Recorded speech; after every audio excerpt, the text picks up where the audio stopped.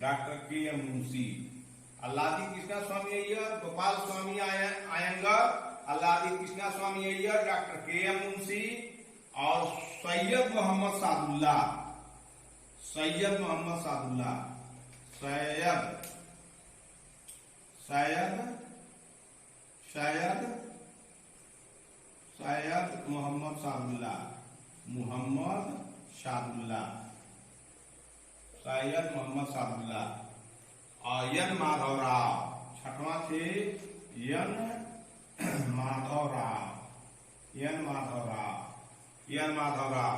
इन्होंने बीएन मित्तल की जगह ली, ये बीएन मित्तल की जगह ली। इन्होंने बीएन मित्तल की जगह ली, BN Mittal, BN Mittal, BN Mittal की जगह ली, मित्तल की जगह ली। मित्तल साहब का स्वास्थ्य खराब हो जाने के कारण, स्वास्थ्य खराब हो जाने के कारण, खराब होने के कारण त्याग पत्र दे दिया था, त्याग पत्र दे दिया था। किसने? छठवां जो सदस्य थे वो बीएन मित्तल थे, लेकिन उनका तबीयत जब खराब हो गया तो उन्होंने अपना हार मान लिया कि हमारे मान का ही काम नहीं है, तुम्हें त्याग पत्र दे दिया। और जब त्याग पत्र दे दिया तो एन माधव राव हुए। अब यही आप समझिए कि इतना बड़ा आदमी था, सबका भार अकेले ढोता था, इसका कुछ नहीं हुआ, एक तो छोटा सा काम दे दिया गया तो इनका तबीयत खराब हो गया। अब सोच लीजिए कितना बड़े आदमी थे कि अपने स्वास्थ्य खराब होने के कारण चैलेंज को स्वीकार नहीं किया, तुरंत त्याग पत्र लगाते हैं। और ये आदमी देश के लिए क्या किया और त्याग पत्र लगाते हैं, तो उनके जगह पे एन माधव राव। और सातवां था टीटी कृष्णा स्वामी, सातवां जो है टीटी जो है कृष्णामचारी, टीटी कृष्णामचारी, टीटी कृष्णामचारी थे। तो 1948 में ये भी नए हुए, तो 1948 में सबसे पहले 47 में आपको डीपी खेतान थे, 1948 में डीपी खेतान की मृत्यु के बाद, डीपी खेतान की मृत्यु के बाद जो है टीटी कृष्णामचारी सदस्य बनाए गए। मृत्यु के बाद टीटी कृष्णामचारी स्थान लिए। तो आप सवाल पूछ सकता है, प्रारूप समिति में कौन ऐसा सदस्य था जिसकी मृत्यु हो गई और उसके जगह पर टीटी कृष्णामचारी जो है अपना स्थान लिए? तो एक ही आदमी था, वो मर गया। वो कौन था? वो जो है डीपी खेतान था। और प्रारूप समिति में कौन ऐसा सदस्य था जो हार मान लिया, उसका स्वास्थ्य खराब और त्याग कर दे दिया? तो वो था बीएन मित्तल था।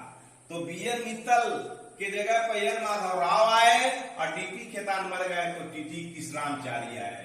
लेकिन अम्बेडकर पिलर की तरह से खड़े रहे, उनके ऊपर देश के लिए, जनता के लिए रात भर जग करके अपना संविधान की तैयारी प्रारूप बनाते रहे। लेकिन इसमें कोई मर जाता है, कोई त्याग पत्र देता है, तो कोई सोया हुआ है। अकेले बी आर अम्बेडकर ने प्रारूप समिति को प्रारूप दिया, लिखा, और उसके लिखने पर हम जवाहरलाल नेहरू उस संविधान प्रारूप समिति जो बनती थी उसका जांच करते थे। तो अब बताइए कितने महान आदमी को लोग उल्टा सीधा कहते हैं। उनको जो है डॉक्टर बी आर अम्बेडकर को भगवान समझना इसलिए चाहिए कि सबके हित के लिए बात कोटबद्ध किए। ठीक है, तो हम प्रारूप समिति के विषय में सदस्यों की बात आप बता दिए। अब आइए हम चलते हैं, इसमें थोड़ा और प्रकाश डालते हैं। तो आइए हम चलते हैं, इसमें और प्रकाश लेकर के आपको आगे बढ़ाते हैं प्रारूप समिति के विषय में। विभिन्न समितियों के प्रस्तावों पर विभिन्न समितियों के प्रस्तावों पर विभिन्न समितियों के प्रस्तावों पर विभिन्न समितियों के प्रस्तावों पर विचार करने के बाद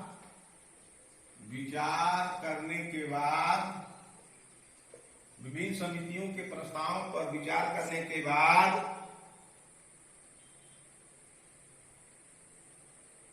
प्रारूप समिति ने भारत के संविधान का प्रारूप समिति ने भारत के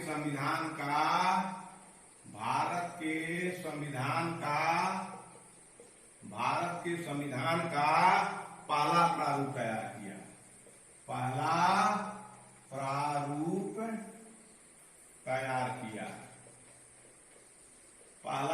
तैयार किया। इसे फरवरी 1948 में प्रकाशित किया गया। इसे फरवरी 1948 में प्रकाशित किया गया। फरवरी 1948 में प्रकाशित किया गया। भारत के लोगों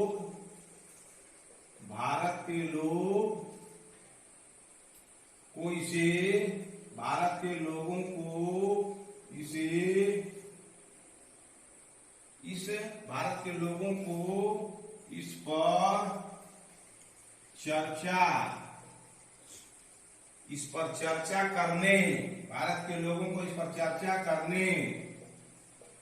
चर्चा करने और संशोधनों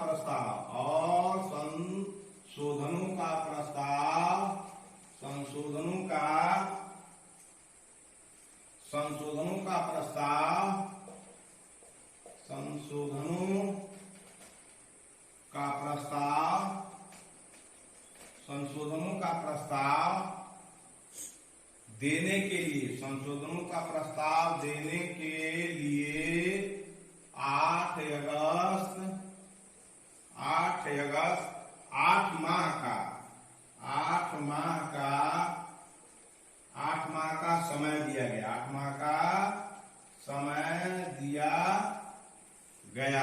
8 माह का समय दिया गया। लोगों की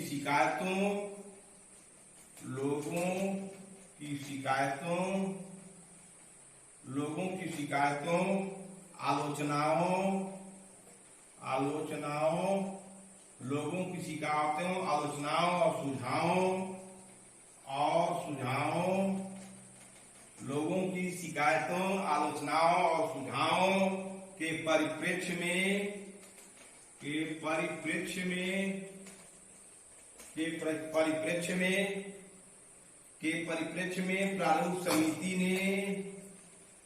प्रारूप समिति ने दूसरा प्रारूप तैयार किया।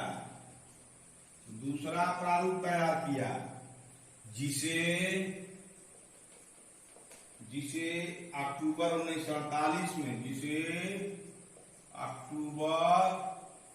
1948 में प्रकाशित किया गया।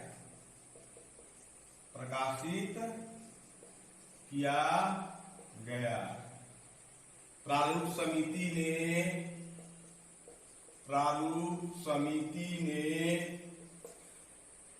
अपना प्रारूप तैयार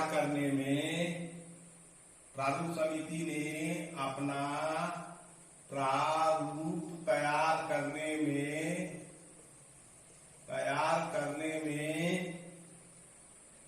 6 माह से भी कम का समय लिया। 6 माह से भी कम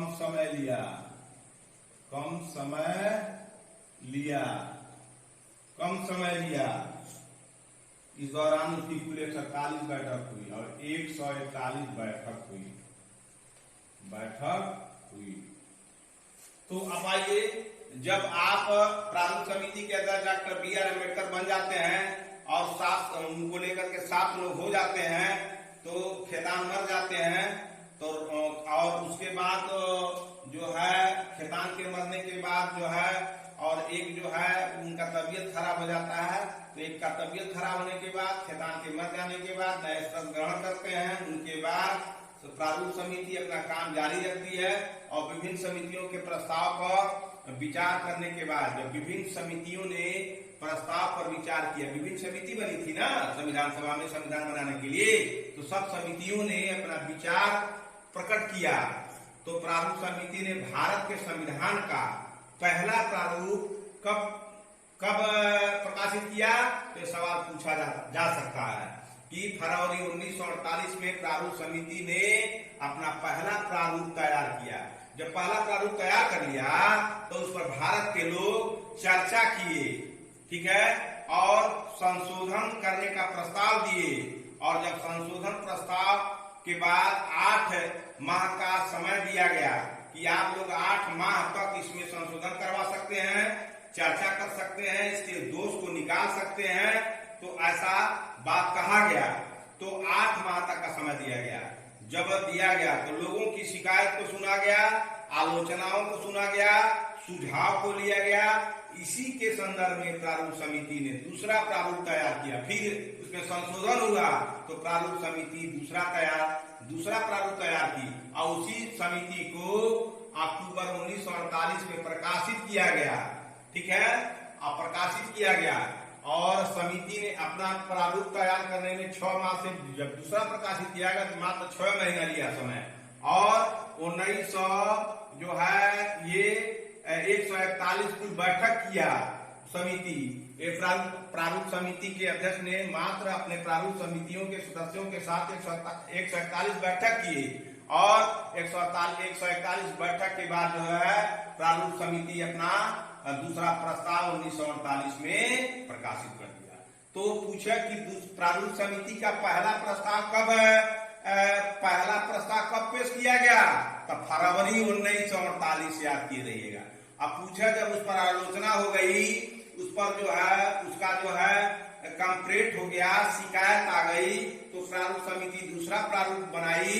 तो प्रारूप समिति जब दूसरा बनाई तो दूसरा समिति जब बन गई तो तब प्रकाशित किया गया 13 अक्टूबर 1948 में। तो फरवरी और अगस्त याद रखिएगा। फरवरी 1948 में पहला प्रकाशित किया गया और दूसरा प्रारूप संविधान का अक्टूबर 1948 में जो है प्रकाशित किया गया और कुल 141 बैठक हुई। उसी बैठकों में सारा बात निकल के सामने आई। तो हम आपको आज जो है छोटी समितियां पढ़ा दिए और प्रारूप समिति को पढ़ा दिए। प्रारूप समिति में अध्यक्ष अम्बेडकर थे और उसके 6 सदस्य थे, कुल मिला के 7 हुए और उसमें किसी का तबीयत खराब हो गया, कोई मर गया। इस प्रकार अम्बेडकर पर सारा बोझ पड़ गया।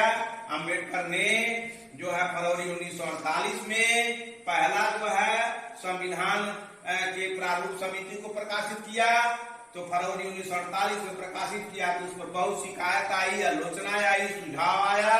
उस आलोचना को हटा दिया गया, सुझाव को ले लिया गया और उसके बाद तब अक्टूबर 1948 में 141 बैठक करने के बाद दूसरा प्रारूप समिति पेश किया गया और उसी को सर्वसम्मति से पास कर दिया गया। यही तो आपको जानकारी रखना है। यही जब जानकारी रखिएगा तो आप चाहे IAS बनिए तब भी काम आएगा, IAS बन के नेतागिरी करिए तब भी काम आएगा, समाज में सामाजिक काम करिए तब भी आएगा काम में। इसलिए अब हम आपके समक्ष आज का वीडियो जो है छोटी समिति, संविधान सभा की छोटी समिति क्या व्याख्यान करने के बाद प्रारूप समिति के जो सदस्य और अध्यक्ष और कब प्रकाशित हुई इसका व्याख्यान करने के बाद आज का वीडियो यही समाप्त करते हैं। आप इसे जरूर पढ़िए, लिखिए, याद करिए और समर्थन करिए कि हाँ हम इसको जान रहे हैं तो हम भी और उत्सुक होंगे तो आपको और अच्छी चीजों हर विषय में बताएंगे। तो धन्यवाद।